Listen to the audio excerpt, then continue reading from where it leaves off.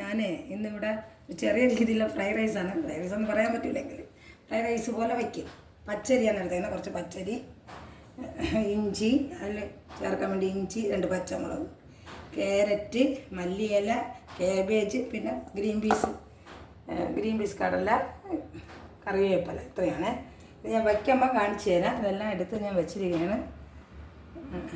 പിന്നെ ഇതിന് വേണ്ടത് നെയ്യ്, കുറച്ച് നെയ്യ് എല്ലാം നെയ്യിലിട്ട് ഇതിനെ ഒന്ന് വഴറ്റിയിട്ട് ഈ പച്ചരിയ അതിനകത്തിട്ടിട്ട് കുറച്ച് വെള്ളം ചേർത്ത്, കുറച്ച് ചൂടുവെള്ളം ചേർത്ത് അത് വേവാനുള്ള അങ്ങനെ ആക്കി എടുക്കുന്നതാണ്.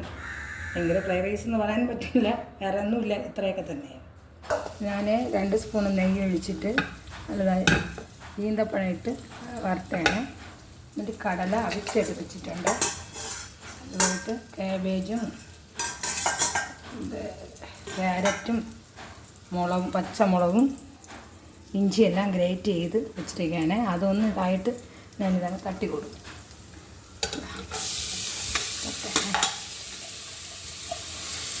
ഇതൊന്ന് വഴറ്റ് വന്നതിന് ശേഷം നമ്മൾ അരിയിട്ട് വറുക്കും.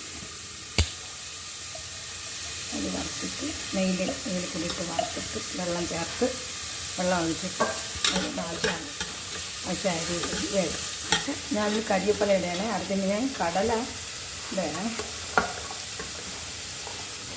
ഇത് ഒരുപാടൊന്നും വഴണ്ട് വരണ്ട, കുറച്ചതൊന്ന് പച്ചായിട്ട് പോകാനുണ്ട്. കടല ഞാൻ വേവിച്ച് വെച്ചതാണ്.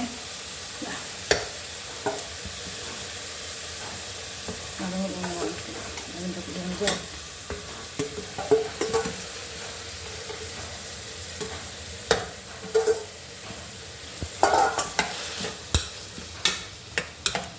കൂടെ ഞാൻ അരി ഇടാണ്.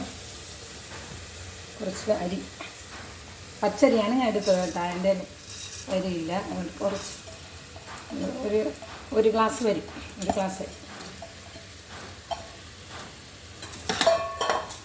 അതൊന്ന് ഇതായിട്ട് നമ്മൾ ചൂടുവെള്ളം തിളപ്പിച്ച് വെച്ച് ചൂടുവെള്ളം തിളപ്പിച്ച് വെച്ചിരിക്കുന്നു.